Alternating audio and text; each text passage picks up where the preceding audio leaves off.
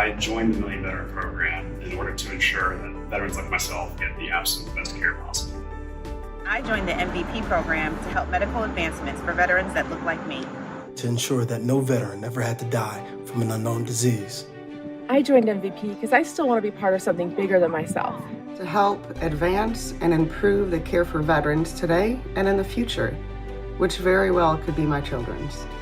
Might not help me, might not help my friends, but it'll help the next generation.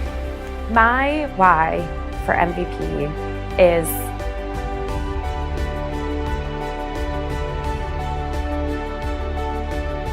every veteran. You are our why. You are our why. The veterans are our why. You are our why. To each and every veteran in MVP, you are our why.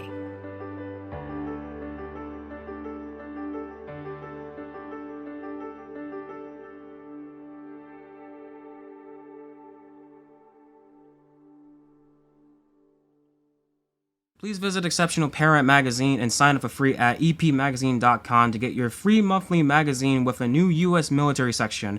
Also, please make sure to visit Exceptional Parent Mag on Facebook and EPMZINE on X or Instagram.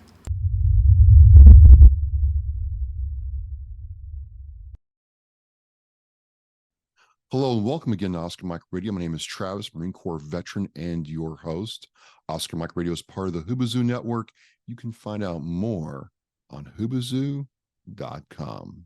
I want to thank my sponsors, Joyce Asack of Asack Real Estate, Army National Guard veteran Mark Holmes of Reapers Detailing and Power Washing, and my supporters, all veteran-owned businesses, Caisson Shaving Company, Black Cat Designs, and Savage American Woodwork. We're going through this year. I can't believe that we are just flying through this thing. A lot has happened to me and Oscar Mike Radio this last year, and this next guest is no exception. I recently joined Military Broadcast Radio as a show and co-host, and we determined this, the first fellow co-host from that network, Audry McHugh of the Amazonian Warrior Foundation, Navy veteran, is on with Oscar Mike Radio. Audry, welcome. Thanks, bro. I appreciate it. Full send. Full send all the time. I'm gas, no brakes, Audry. All gas, no brakes, offense all the time. It's just how I roll. Yeah, that's how my Eagles roll too. I just want to throw it out there. EAGLES. I'm not a Patriots fan. Just to let you know, I'm not a Pats fan.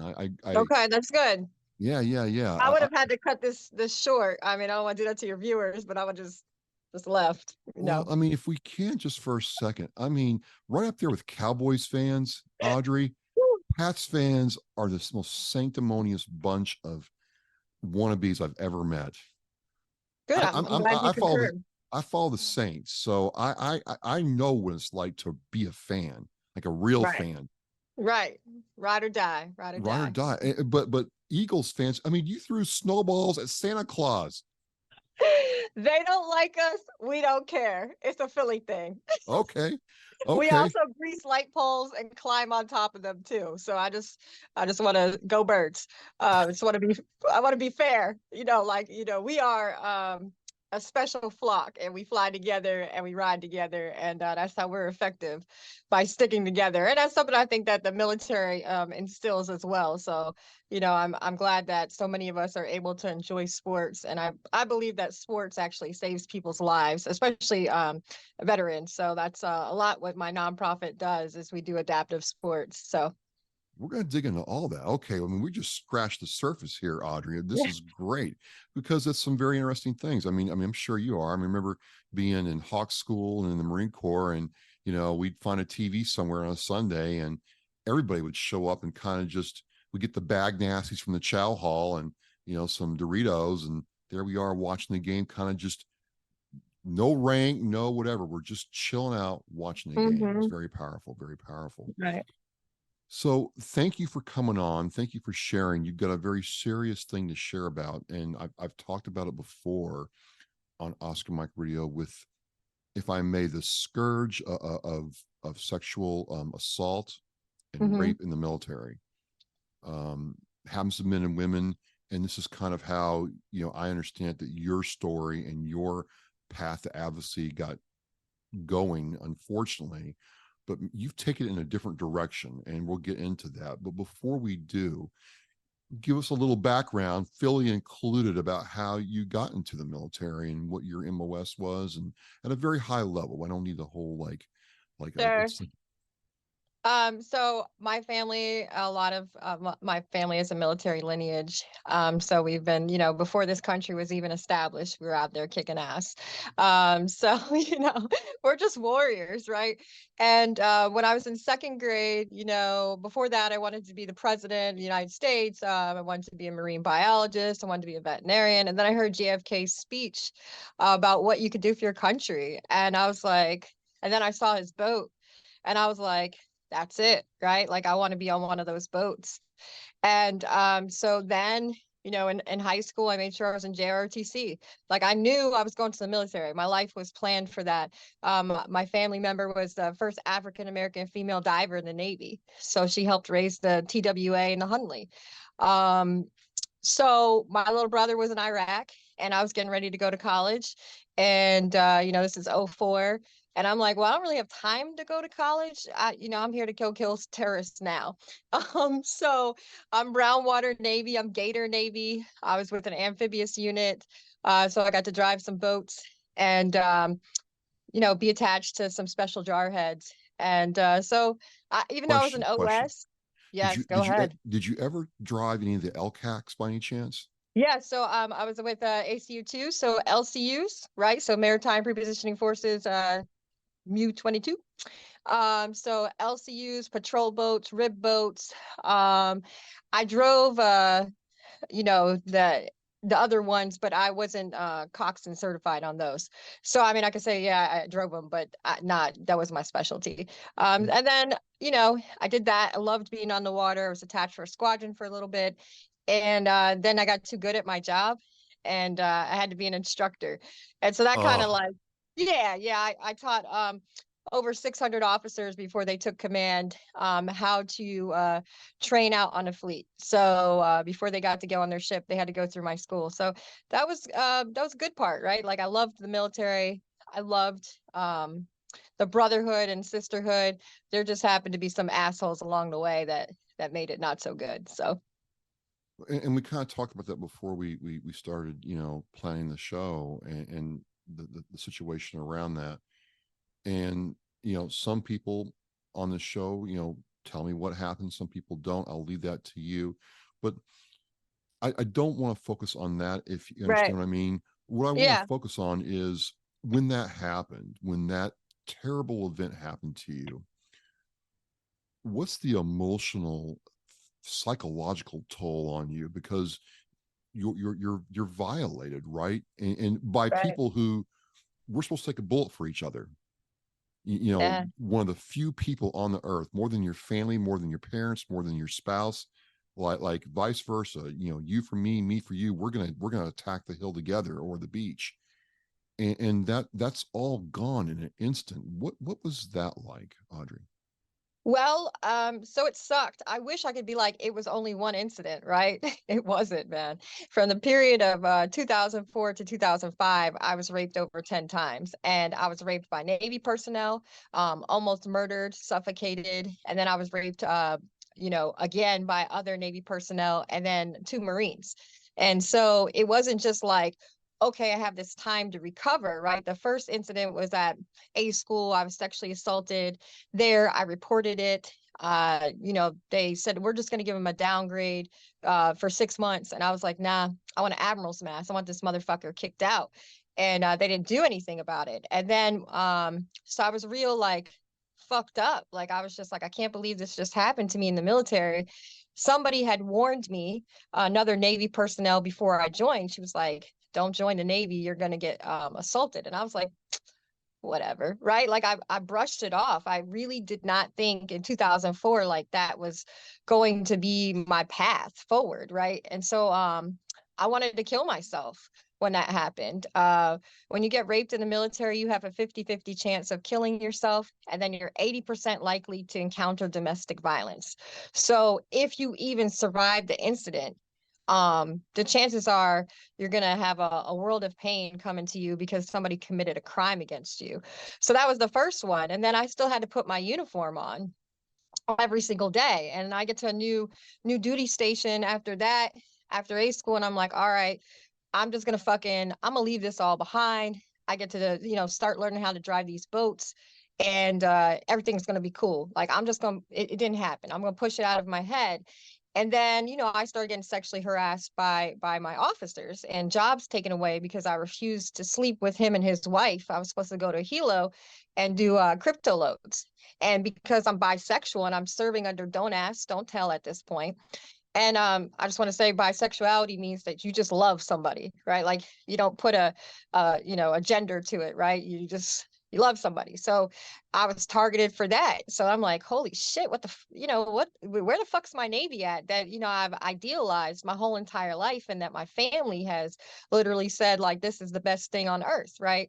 So when I get there, I'm brutally raped. Like, the guy stalks me, comes in my barracks, and for almost 2 hours, and my foot was broken, he sodomized me with my own crutches and in my vagina.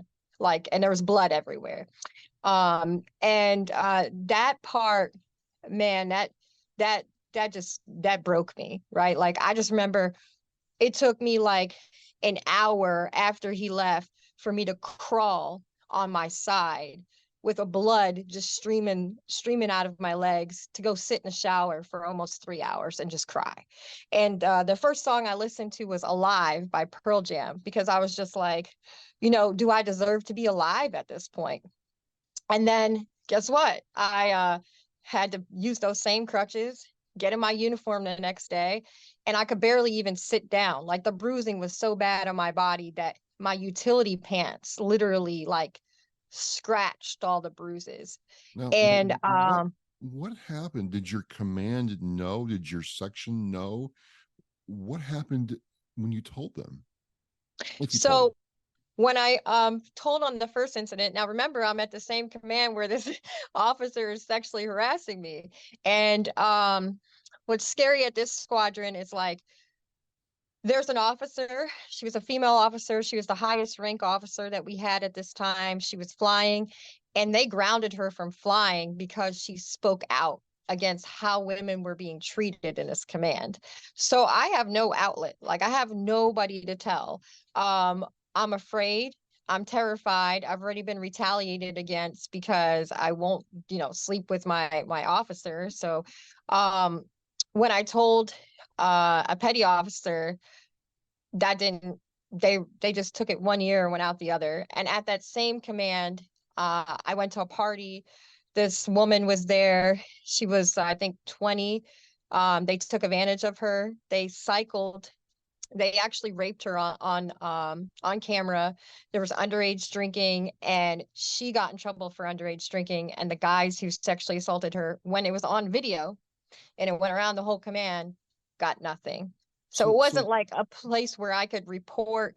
And when I did report, it was just like, okay, cool, that's nice. Like, so where I'm not incredulous, but I'm just, when I joined the Marine Corps, it was right after Tailhook. Mm-hmm. And Tailhook was, at least from what we were told, going through boot camp, Hawk School, MCT, all that. Hey, you're supposed to act this way anyway. You're not supposed to act this way for the Marine or sailor. But that was the line in the sand where, I think it was Dianne Feinstein and Barbara Boxer said, if the Navy does not clean up their act, we will. So it's just hard hearing about this stuff now. And the fact you didn't have that support with people that could potentially save their life. Yeah, I mean, it was incredibly difficult because, like, the military is my family.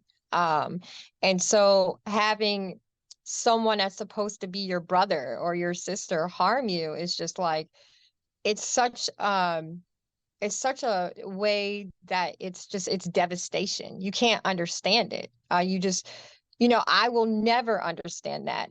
Only thing I can understand is that they're criminals.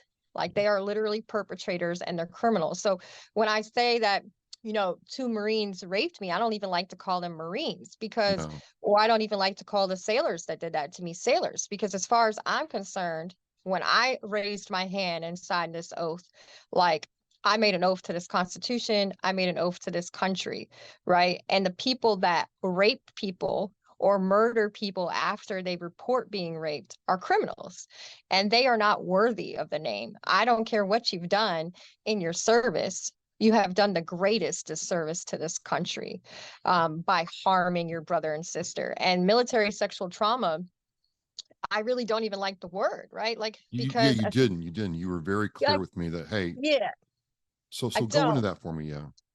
Well, what a lot of people don't know is like they had a think tank. And so they said, what can we do to make this sound better?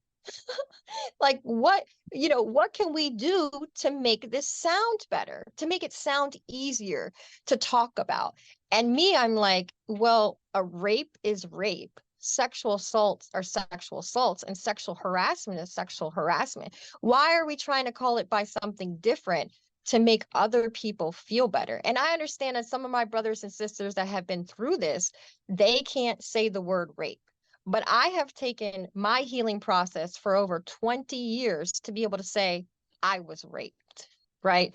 And I was raped more than once. And so I believe that I have the right to call these crimes what they are. And I encourage people, as they're healing, and what I'm saying could be very triggering to them, is to kind of just find your own path. I'm not here to dictate how your healing path looks like, but please don't dictate mine. Please don't tell me to use words that literally politicians came together to try to make it feel better, because it doesn't. It doesn't feel better. It has no value to me. I always say that I don't hold trauma, right? Everybody wants to say, you have a lot of trauma that happened to you. No, I have memories of crimes that were committed against me multiple times. And I have found, when I talk to other warriors, because again, I don't say I'm a survivor. I don't say I'm a victim. I am a warrior. I'm an Amazonian. When you come to heal with me, you become an Amazonian. You become an Amazonian warrior. And I think it's very important that people have validation that this is a crime that was committed against you, and you're holding on to what they want you to perceive as trauma, what they want you to perceive as pain or shame. And these are things that you have to release for yourself, because they are not yours to carry. And you're struggling with this for over 20 years and want to kill yourself every day from just living the memory, or having a shower be triggering. People don't understand, like, when this happens to you, you don't want to take showers. You binge eat, right? You either gain a lot of weight because you don't want to be seen or touched. You're like trying to make this like bubble. Oh, well, maybe if I look a certain way, they won't touch me. Well, rape happens at any weight, right? It happens whatever you wear. It doesn't matter. Like, I was raped in my uniform. Somebody had the audacity to ask me, well, were you in uniform? Yes. Yes, I was in uniform multiple times when I was raped. Other times, I was just wearing normal civilian clothes. Does that matter? No. So again, stop trying to victim shame me or have me have some kind of responsibility for criminal acts. If somebody went into school and shot somebody, they tried to with that, right? But I'm not going to sit here and say, oh, well, what was he wearing? Right? Like, that shit doesn't matter to me. Dude pulled a trigger, right? So, I mean, it's the same kind of level of audacity of asking me, what am I wearing? Doesn't matter. Somebody committed a crime against me. So, going back a little bit, so many women and men who have spoken out, I think of what's going on in Fort Hood and some of the things around that with Elder Fernandez, Vanessa Guillen, and Anisha Montgomery Smith, do in fact get killed or die under mysterious circumstances. Right. What kept you alive? As simply as I can say it, what kept you alive, Audry? So first of all, I had an incident where, I was smothered with a pillow, like the perpetrator tried to kill me. Right. And so, during that experience, I was like, you know what? Well, since he's going to kill me anyway, like, I'm just going to stop breathing. Like, I'll swallow my own tongue at this point, right? And I passed out and I woke up and I didn't expect to be here. I put a Glock 17 in my mouth and pulled the trigger in 2021, right? From all of this. And my gun jammed and I'm supposed to be here. So I guess that's what kept me alive. At this point, you know, my family, my children kept me alive. But at a certain point, it was just like it became too much to have that kind of memory constantly play in and day out. And after I did that, I was like, you know what? Even death fears me. Like, I pulled the trigger and death blinked. I didn't fucking blink. Death blinked, right? And so I was like, well, what can you do with that, right? Because now you're at this point where you survived this and your brothers and sisters are still struggling with it. They're still in this darkness. And I was like, I'm gonna do everything I can to heal myself so I can get my brothers and sisters out of this darkness, because nobody deserves to be raped, but all of us have complex PTSD, right? So that means every single person in the military that's diagnosed with PTSD really has complex PTSD, because you have multiple instances of trauma. And so I was like, I just need to get us out. I don't want anybody dying. I don't want my veterans to be homeless on the streets like I fled domestic violence and became homeless. Like, nobody deserves that. So I got to empower myself, push through, do all this this work, even though it's, you know, trauma and damage and crimes that somebody else did to me, that I've been carrying this shit around, and I got to let it go so I can come and grab these people out. Like, because, you know, nobody was going to grab me out but myself. And not everybody can do that. Not everybody has the resiliency that I have. So, you know, I need to use that for good use. And the best use I can do that is to save the lives of my brothers and sisters.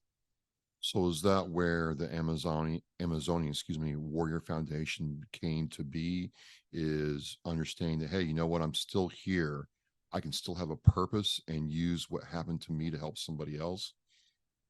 Yeah, so I mean, I fled domestic violence. So as I stated, at one point in your time, you know, 1 in 3 military sexual trauma happens to anybody. So it doesn't have a sex. It's 1 in 3 of us. So it's man, woman, you know, gay, whatever. It doesn't matter. And you know, so I left. I fled. I got denied vouchers by the VA. I'm 100% total and perm, and you know, it's over income limits. So when you become homeless, you're at a 90% chance of killing yourself. So while I was homeless, I tried to kill myself, right? So that means you only have a 10% chance of living. So while I was homeless, I was making food on like a little propane stove, and I was running into veterans left and right. And they were just like, I was like, well, what percentage are you? Because I'm over income limits and they won't help me, right? So they really are trying to kill us at 100%. They just turn you away. I'm trying to get that changed congressionally. I believe that there should be no barriers, that when a veteran becomes homeless, that they deserve a VASH voucher just like everyone else, and that they should get help. Nobody should be turned away. We should not be turning veterans away when we know it's a death sentence.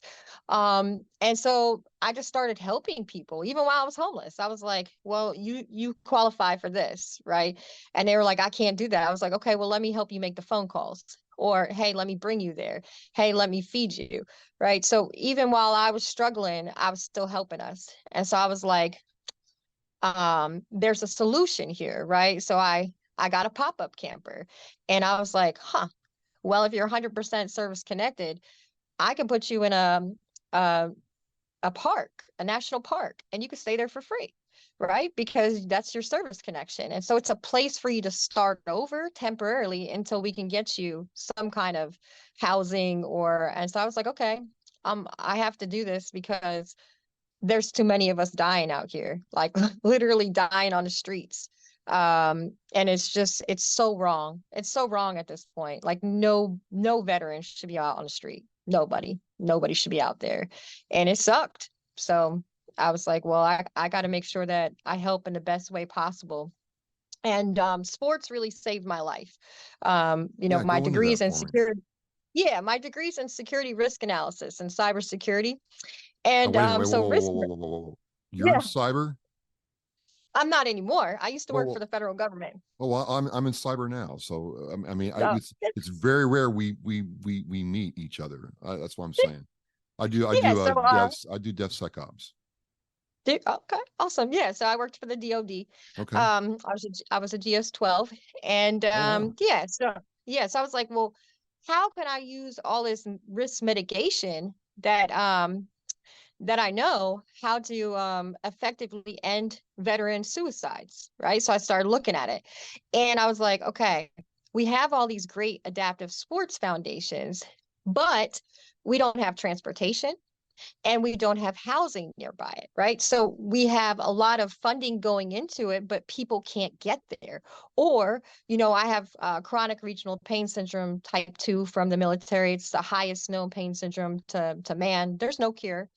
I used to not be able to walk. I was told I was never going to walk again. I broke my foot in the military and they ignored it. So now I have a nerve disorder that there's no cure for, but ketamine has made a difference. Medical marijuana with Rick Simpson oil, little capsules, and low dose mushrooms have allowed me to be able to walk. And so I'm blessed in that, right? But it was like, okay, I know what it's like to be on a knee scooter. I know what it's like to be in a wheelchair, right? So I'm not permanently stuck in there. I still have the knee scooter. I use it as needed.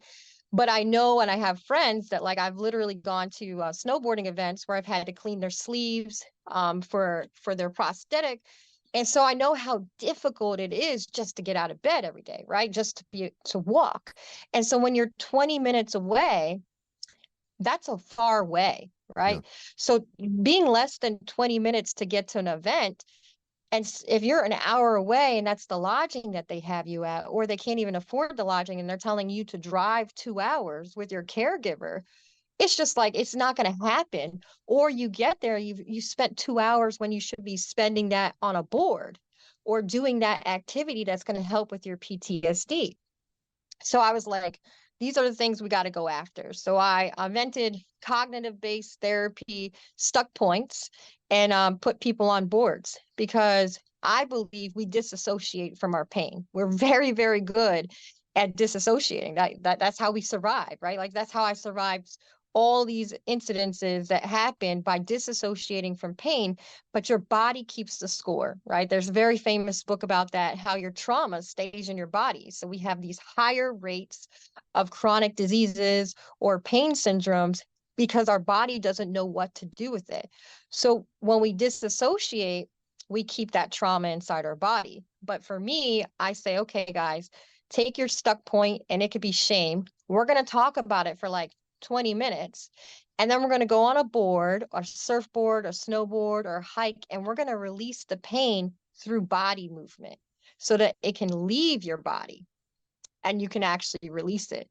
But you're also not being allowed to disassociate, and you're doing it with another veteran who, cares about you. So you're reestablishing like another active duty service member harmed you in some way, or you experienced, you lost your battle in combat and you blame yourself for not pulling that trigger fast enough, right? So you're carrying this shame around. So now I'm letting you release that through body movement, but you're doing it without even thinking about it because you have to be situationally aware on a board or you bust your ass, right? Like you get hurt. So, you can't just be like, oh, I got to disassociate from this. I can't, right? So that's our normal like reaction to it. So, it's great to see veterans like thrive, and we keep a lot of our trauma in food or music. And so, we take some of those songs like, hey, play this song that when you went through that. And what are you listening to? How are you feeling? Right. And let's talk about it. And so I think that one, we don't listen to each other enough. And we kind of just minimize our own pain. And we're just like, well, let that guy, let him go. He deserves it more than me. Right. Like he deserves to be happy over me. And I'm like, nah, bro, we all deserve to be happy and thriving and kicking PTSD in the fucking face. Like, yeah. So I'm on your website and checking it out. And is that where Be Epically Dope comes from? Yeah. So I snowboard. I'm an adaptive athlete. So after I was told, I used to before I joined the Navy, I was getting ready for triathlons. My level of people say I like extreme sports. I don't really think I like extreme sports. I just think that like I'm just naturally like drawn to adventure. So like I used to say, I have a snowboard that says be epically dope in all you do. Right. So like just like in every opportunity that you get, be your best, but be epically dope at it. Like just be happy, but be dope at it. And you got to be epic. And so it was kind of funny to see like people start using these words in commercials and stuff. I was just like, oh, I see, I brought it back. So I like skydiving. I want to go wingsuiting. I have some friends that jump out the planes with Red Bull. You know, um, so those are my kind of people, right? So I want to go down the side of a mountain and backcountry and jump out a plane with my snowboard. So those are, some classify that as a little extreme. And I think that's just epically dope fun. So I think I get called the bringer of stoke. So when people snowboard with me or they surf or they one wheel, I have one wheels. I do events all over the nation with those. And Now, it just lets people. Are the one wheels like the short unicycle, for lack of a better term? No. So the one wheel looks like it was invented by a guy who snowboards all the time. So it has a wheel in the middle of it, and it looks like a snowboard. So yeah. So we do have one EUC in the fleet. And I would say I tried it, but I've never skied in my life, right? And I'm never going to ski in my life. Like I'm a snowboarder. Like that's it. I'm on the right side. So that's what we call it, the right side. So for me, I train it for a line for surfing or snowboarding. Right. So, but we do have some people that can try the other board. That's a unicycle with your feet forward and you press in the pressure of your legs and knees and thighs to stay on it. And props to them. If you've skied, it's really easy for you to pick up. But the great thing about one wheeling is like you literally don't need any experience with skateboarding. You don't need any experience with snowboarding. I have guys that were Korean War veterans, right? They're pretty up there in age. I'm not gonna throw out how old he is. But you could be any weight. It doesn't matter. I put you on this board. You literally squat in a position. I teach you to make sure that you always jump off like this, because in snowboarding, the number one injury is like somebody going like this and breaking their wrist. So the same thing, go over safety. You can wear helmets and pads if you want to. I wear a helmet when I'm going really fast or if I'm snowboarding because I have a TBI. So, but for the most part, I don't use like pads and stuff like that. I take those scars with pride. And then you just put your shoulder forward and your knee forward and you follow your body movement and you place your head the way you want to go. You don't look down, because if you look down, you fall. And people are pretty good at it. They get it within 10 minutes. I'll tell you what, Audrey. I'm in the Boston area. You're a little bit south of me. You get an event, I will come to it as Oscar Mike Radio and try the one wheel. Absolutely. Well, we do have an event in October in DC at Haynes Park down here at noon, and so we're bringing out one wheels. We're bringing out the EUC. I'm gonna call Mission Barbecue, see if they can hook us up with some food, and so we're doing that. We're gonna have an event in Philly in November, New York City. We just did Chicago again, and we go down to Florida. So and then we're going out to Colorado. I'm going for a whiskey event there. We're bottling some whiskey. I'm a brand ambassador for Brass and Anchor, which is Navy owned. Yeah. So tell me about that. Tell me about how'd that work? Anytime. So before I got into this abusive relationship, I was an Instagram influencer, and I got to go to a lot of whiskey events. And whiskey is like in my bloodline. I love whiskey, bourbon in particular. People fail to realize that bourbon was invented by the military, right? So all these Yes. Yeah. So there's these books called Bourbon Military History. And when we were rocking around in 1775, that, by the way, Tons Tavern, Back Navy in and Marine Corps, right? 1775, yeah, Yeah, yeah. yeah. Hey, there we go. So, and I'm just gonna shout this out. Like, if you guys are a Marine and you have not been to your birthplace in Philadelphia, it's a must go. So I try to go once a year. My best friend, she's an Intel Marine, and so I took her last year to celebrate her birthday, which is the Marine Corps birthday. And you just got to do it once in Philly. Tons Tavern. You just go to a little icon. We usually put like a wreath there to kind of celebrate, and then it's a huge ass party for Marines. All weekend, right? And you get to hear the Marine Corps anthem.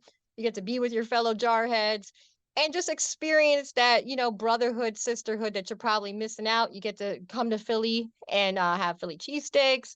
It's just a great time. And yeah, there's a bar crawl, but not everybody drinks. But you could still have a great time. So that's just my shout out. So I got back into whiskey and I use whiskey for good. And a lot of people are like, well, you're encouraging people to drink. Yes, I am. I'm encouraging you to drink responsible, good liquor. And I just want people to say is like, yo, why come after alcohol, right? Like a lot of veterans, instead of dealing with their pain, turn to something. So they're either overeating, drinking, smoking, doing drugs to run from the trauma.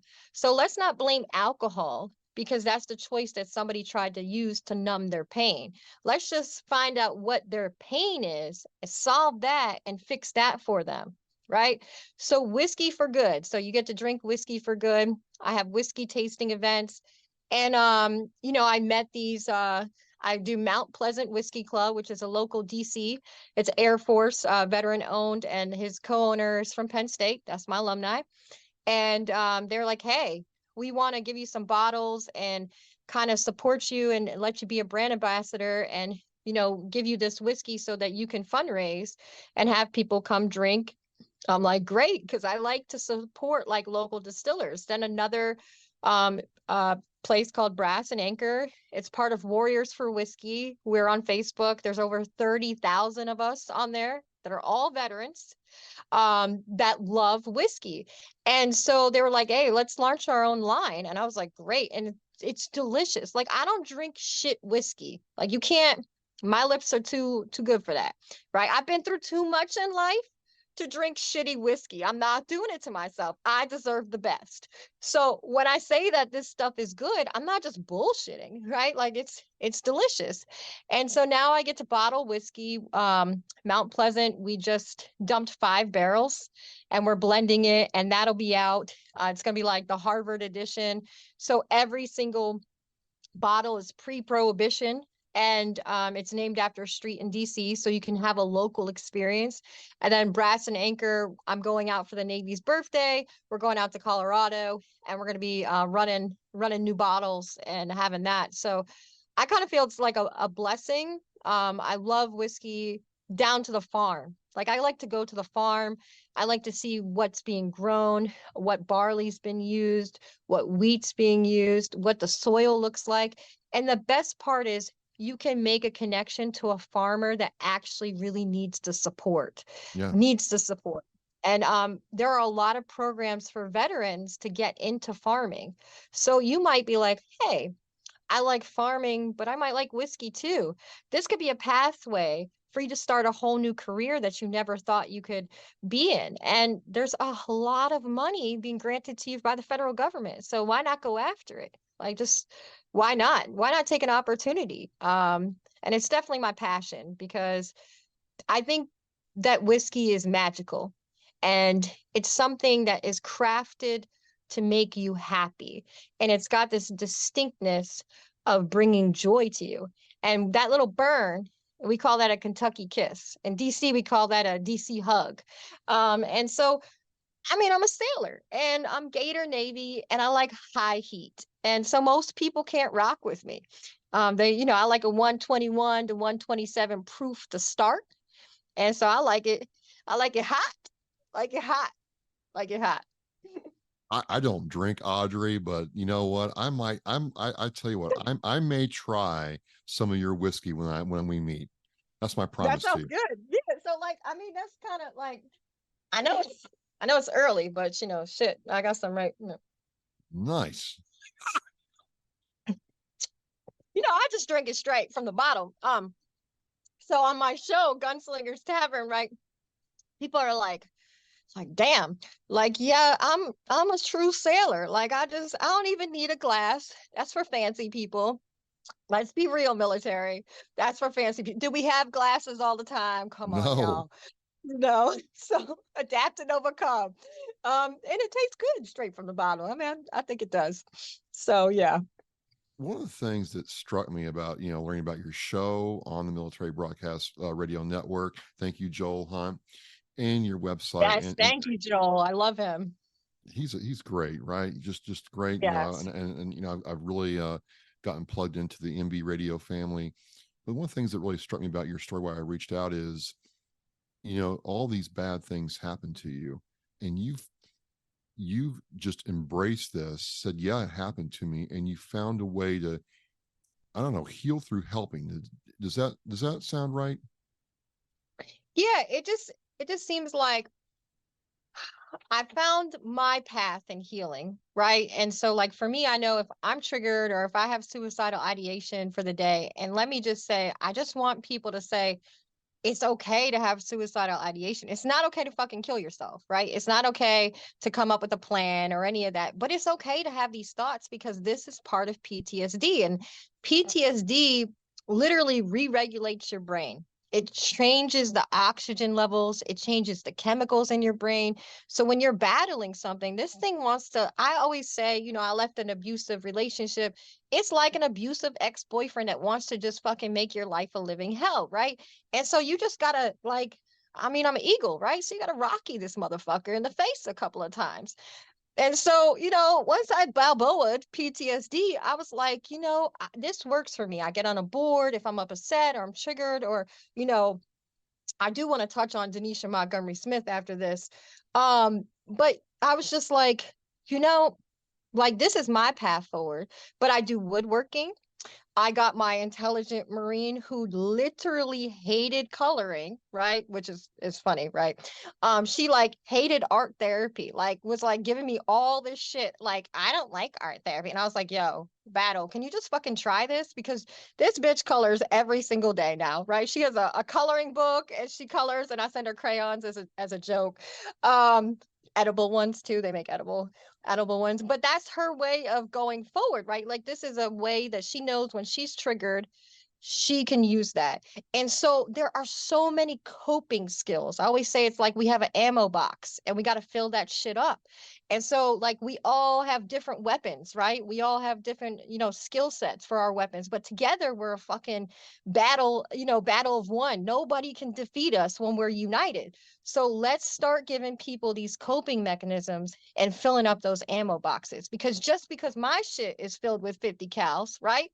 Or, an M6 or something like that, and I got some Glocks, right? Somebody be like, oh, well, the 1911 is more effective for me, right? So, and that could look like woodworking, or that could look like archery, so there are all these things out here that, breathing exercises that we can try, meditation, yoga, surfing. So let's give veterans and active duty service members those opportunities to try to heal themselves, but let's do it in a way where you don't feel bad about it. Why would we? This thing's trying to kill you. PTSD wants to take your life. And so I'm saying, let's not live in a shell former of ourselves, right?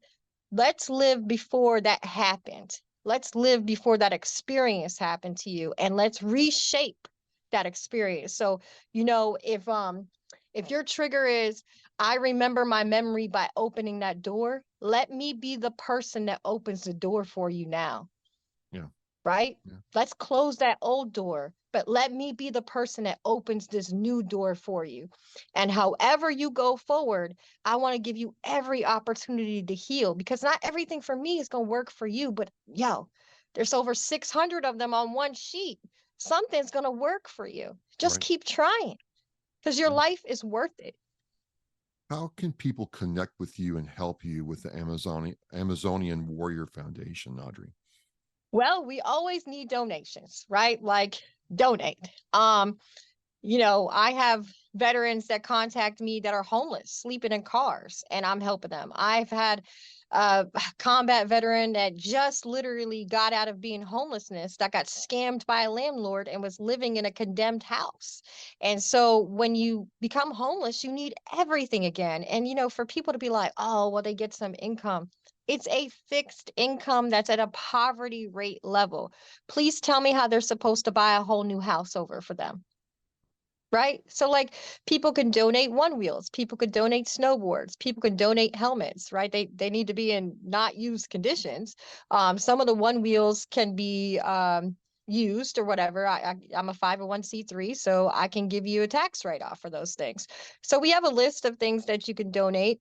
And that would be the most helpful thing right now, because there are so many veterans that contact me from all over the US that need help. I mean, there's so many of us not getting help, and everyone refers you to this organization or that organization, and they're like, well, we don't have the funding, or we don't have anything, or you used this once, right? You already used this once while you were homeless.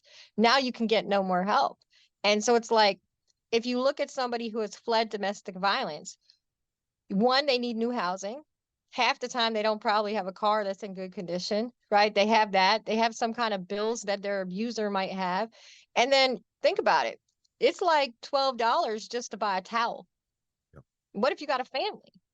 Like, that's thousands of dollars that people need these resources. We're talking about brooms, cleaning supplies. I mean, just the normal thing that you take for granted, you got to start all over and build from nothing again. People need housing, right? So, we got to build housing. We got to build housing out of these adaptive sports events that are already established in California, New Jersey, Virginia Beach, because we have to target the areas that have the highest rates of sexual assault. And for me, that's Virginia Beach, that's San Diego, that's New Jersey, that's got these great adaptive sport places already, because we can reduce the rates of suicide, but we got to have access to it. And so my dream is to, and I'm gonna make a reality, is to build a village, right? I've already started to go on the West Coast, and I want to build cabins, right? And have them to be 1 or 2 little bedrooms, like with a little living room area, kitchen space. Some of them will be for adaptive athletes, so people and their families can come heal through adaptive sports. Some of them will be for people that are fleeing domestic violence or just need to get their shit together. And then other people will be for homeless veterans, and it takes a village of us. And so that'll be a rotation. So I have an Airbnb. People can help by staying there. It's in the Poconos. You could do therapy. There's waterfalls, there's snowboarding available, there's hiking, but when all expenses are cleared, I get to help a veteran family once a month, or a first responder stay there for free. So their family gets to recover for 2 to 3 days to have a little vacation there. And so I have the capacity to help at least 12 veteran families a year. All right. So I've tried to do everything I can, and we do food disparity. So people can donate fresh vegetables like zucchinis, chocolate chips, and I can take that and I can go feed 100 veterans in Philly in one day. Fantastic. In one day. So you're small. There are so many different ways that you can help impact the lives of your brothers and sisters, like so many. Fantastic.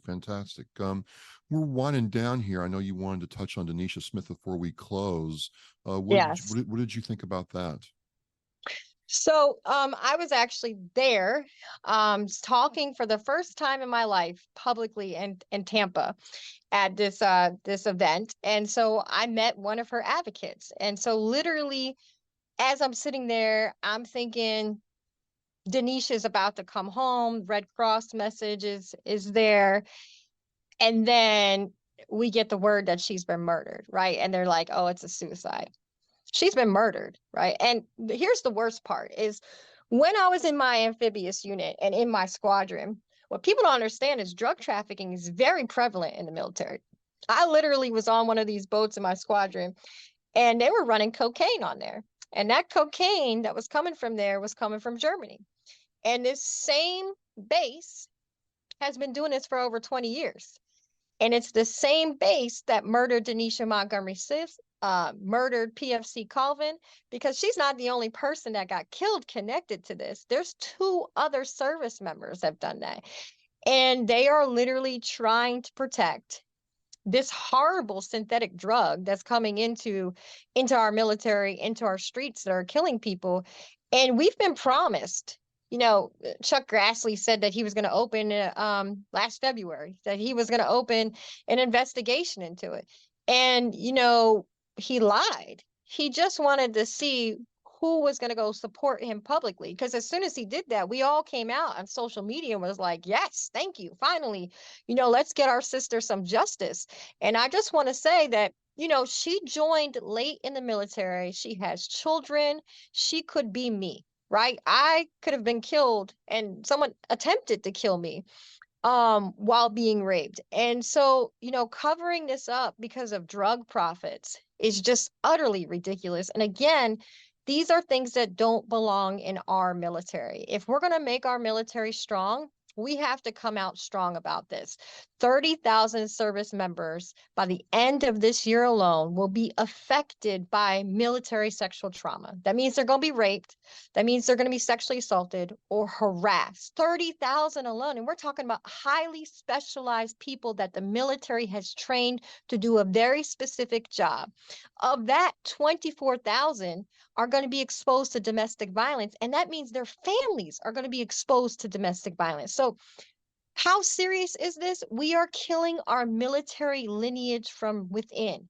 We are killing our own national security. This is a national security issue, because when you have gaps of people getting out and you're keeping the bad guys in, we only get weaker as a nation. Yeah. Because now people who their family members would have joined, they're not going to join the military anymore. They're not going to join. And then we're giving their family PTSD. We're giving their children who've never served PTSD.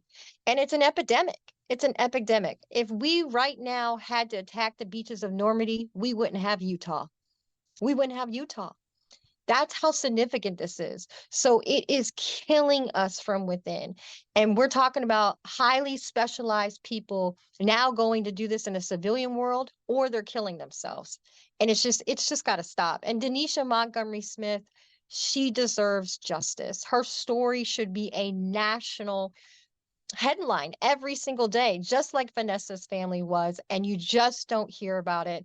And her sister Brooke, they keep advocating, right? And I can only shout it from the streets every time I have a chance. But, you know, I witnessed drug trafficking. I have seen it. And these people that are in these high up positions literally had connections to the squadron that I was stationed at. And it is a huge thing. And this is why you're not hearing anything about it, because it's that kind of level of cover up. Well, I hope to meet you in person. I hope to have you come back on and talk more about this. Yeah. I really believe that the only way this gets fixed is by us fixing it. We can't count on a politician or somebody else to do it for us. We've got to take control and do this. And or like you said, we're going to rot from within. And I just found your story authentic. I found it empowering, and I hope, as you're listening to Audry, that you want to support her, because she's taken this situation and is helping others right now. So Audry, I want to say thank you for coming on. Won't be the last time. And I'm gonna ride that one wheel with you, that's for sure. I'm down, man. And you're going to like it. You're going to like it. And you're going to be like, well, shit, I got to get me one of these. Well, that'd be a good problem to have. Be a good problem to have.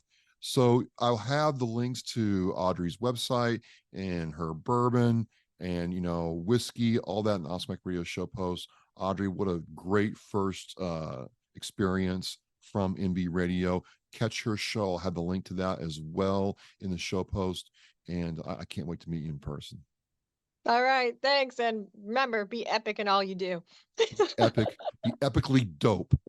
be epically dope, y'all, and drink some bourbon and sling some good life, man, because you're worthy of life, man. You're worthy of having a good one and breaking up with PTSD, and just, Rocky Balboa with it, man. Just one day at a time. Just play some Eye of the Tiger if you need to. Just, get into it. Get into it. Because healing is healthy hard.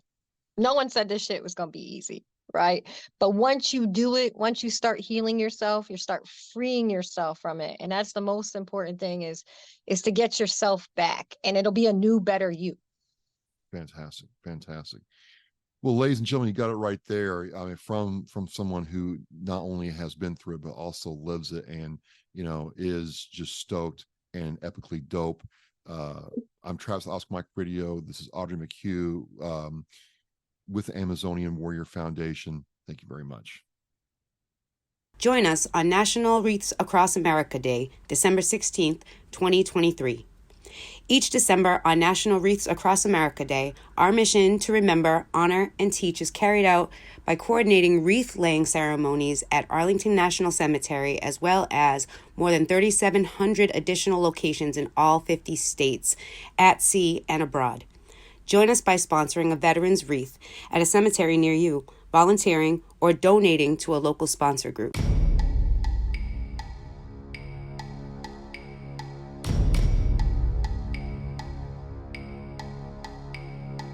Thank you for listening and watching Oscar Mike Radio, where our active duty service members and veterans are in action and the mission is in flight. If you are a veteran or know a veteran who needs help, please dial 998 and press 1 for the Veterans Crisis Line.